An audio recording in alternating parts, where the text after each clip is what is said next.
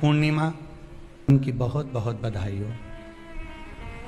बाबा कुबेर भंडारी आप सबको स्वस्थ रखे। मेरा निवेदन है, अगर तुम्हारे घर में अशांति ज्यादा होती है, क्लेश बड़ा ज्यादा होता है, आप पूर्णिमा का व्रत करें ना करें, पर पूर्णिमा को खीर प्रसाद घर में अवश्य बना के घर में हर महीने की पूर्णिमा को खीर बनती हो। ध्यान दीजिएगा, बहुत सुंदर संवाद चल रहा है, बहुत ध्यान देने वाली बात है। प्रत्येक महीने की पूर्णिमा को जिसके घर में दूध की सामग्री बनती हो, दूध की सामग्री तैयार होती हो, खीर प्रसाद तैयार होता हो, उसके घर में कभी क्लेश नहीं हो सकता। चाहे सास बहू एक दूसरे के सामने वो कहे ना, वो सांप और नेवले की लड़ाई क्यों ना, फिर भी शांति हो जाती है।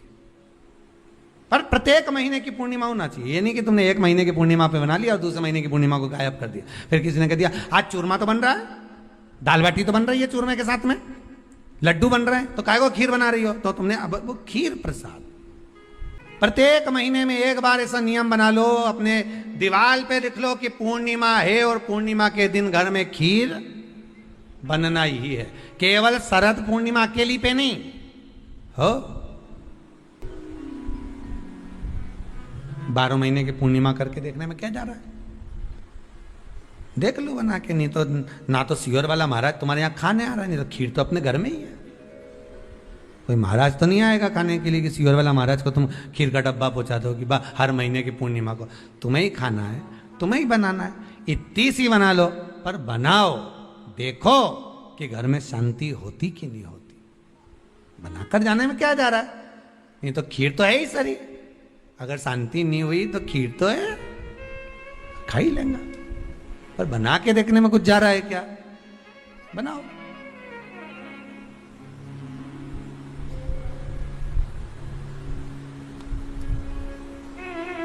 उसकी महत्वता को जानना है। ये जो हवन में, यज्ञ में खीर की जो आहुतियां छूटती हैं, ये इसका महत्व बहुत है महाराज।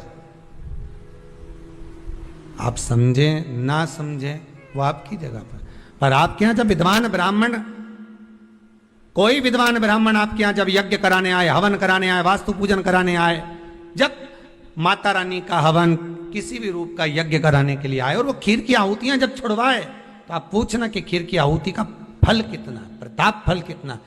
पूरे यज्ञ में वो खीर की आहुतियां लक्ष्मी के लिए जो दी जाती है, वो लक्ष्मी की वृद्धि कर देती।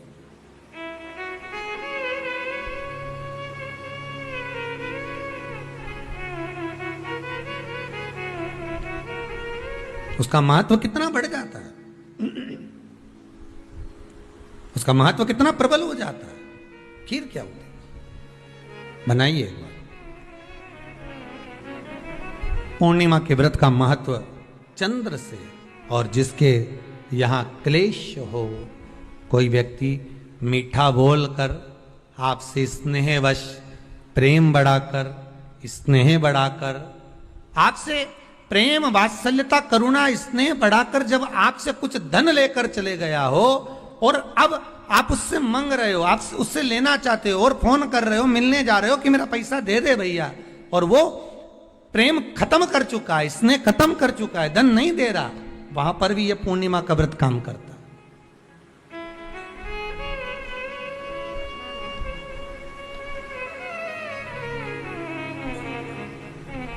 वहां पर भी पूर्णिमा का व्रत काम करता है। कहा व्रत करने वाला व्यक्ति जो पूर्णिमा का व्रत करता है, चावल का, अक्षत का, श्वेत वस्त्र में, सफेद कपड़े में अक्षत रखकर, जो जिससे धन लेना है प्रेम वश लेकर गया है, स्नेह वश लेकर गया है और नहीं दे रहा है, उसका स्मरण कर कर ब्राह्मण देव को दे देने पर भी महाराज चंद्र की दशा सुधर कर लक्ष्मी का भाव वापिस प्राप्त हो जाता है, पुनः वापिस। चंद्र से शिव भी जुड़े हैं, चंद्र से नारायण भी जुड़े हुए हैं। पूर्णिमा के दिन चावल का एक आखा दाना, आखा दाना जानते हो, पूरा खंडित चावल नहीं, कितना चावल? एक दाना चावल का शंकर भगवान के शिवलिंग पर समर्पित करिए।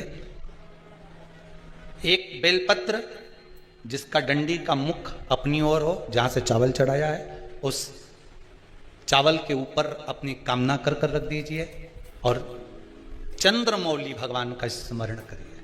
कौन से भगवान? शंकर भगवान का सर्वश्रेष्ठ सुंदर नाम है चंद्रमौली। चंद्रमौली भगवान का स्मरण करिए, अपनी कामना कर कर बेलपत्र समर्पित कर कर शिव जी पर एक लोटा पानी, एक जल पात्र समर्पित करो, कलश से जल चढ़ा दीजिए, नयनों में वो जल लगाकर अपनी कामना कर कर वापिस घर को आइए। आएगी जो कामना करी है मेरा चंद्रमौली भोलेनाथ उसे पूर्ण कर ही देगा। पूर्णिमा के दिन आप शाम को प्रदोष काल के समय लोटा पानी, उसमें 5 बेलपत्र रखकर, एक कमल गट्टा डालकर भगवान चंद्रेश्वर महादेव के नाम से भगवान शंकर को चढ़ा दीजिए। आपकी जो कामना हो वो कामना कर कर चढ़ाएं, विनती करें चंद्रेश्वर महादेव को और निवेदन करें कि हमारा ये कार्य सफल हो।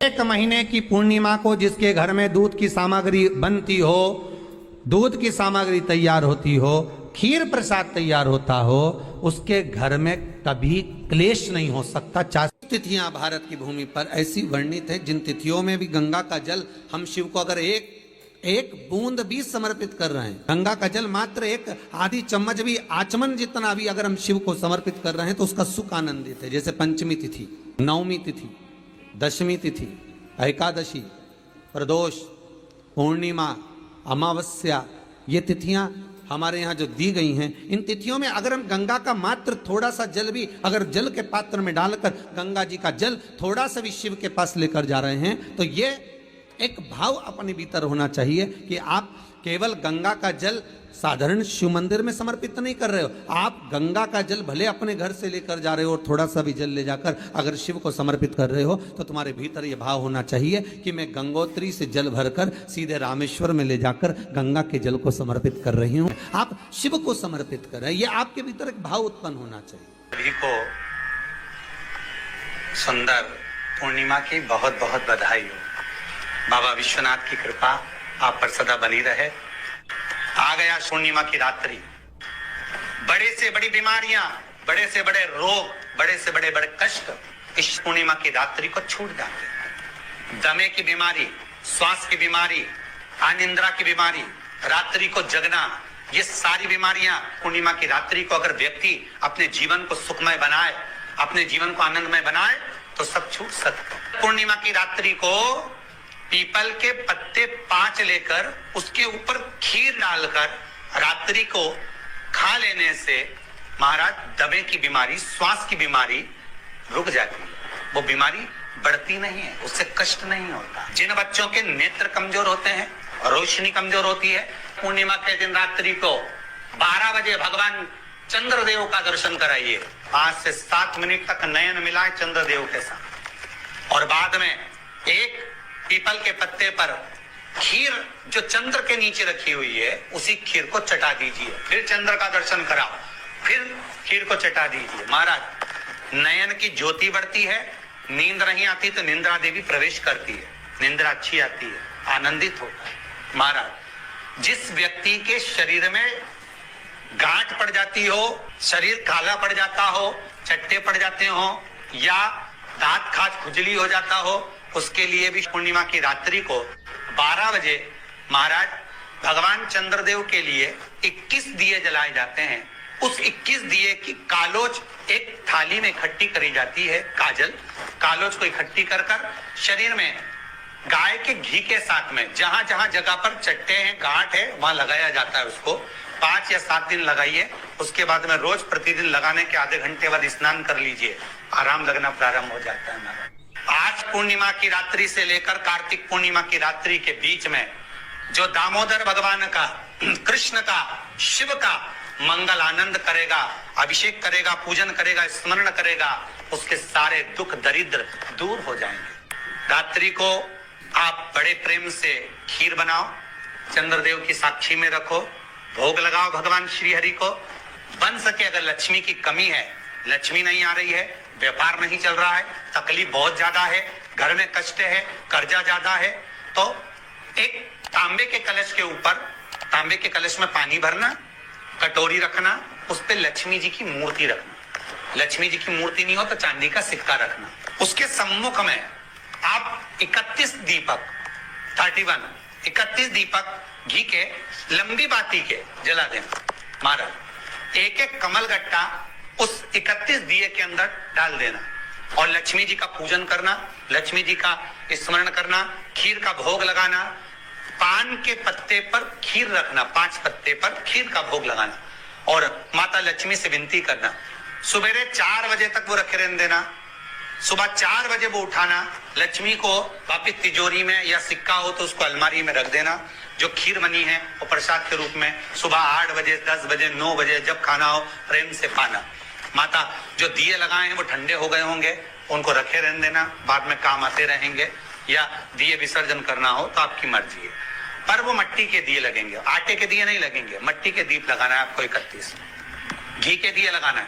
लक्ष्मी जी का पूजन करो, कंकु, चावल, हल्दी, मोली से सब तरह से। पूर्णिमा की रात्रि को सुख मिलेगा, आनंद मिलेगा, लक्ष्मी की वृद्धि होगी, कार्य सिद्धि होगी। दूसरा क्रम, पूर्णिमा के दिन आप शाम को प्रदोष काल के समय 4:30 बजे से 6 बजे के बीच में 1 लोटा पानी, उसमें 5 बेलपत्र रखकर, 1 कमलगट्टा डालकर भगवान चंद्रेश्वर महादेव के नाम से भगवान शंकर को चढ़ा दीजिए। आपकी जो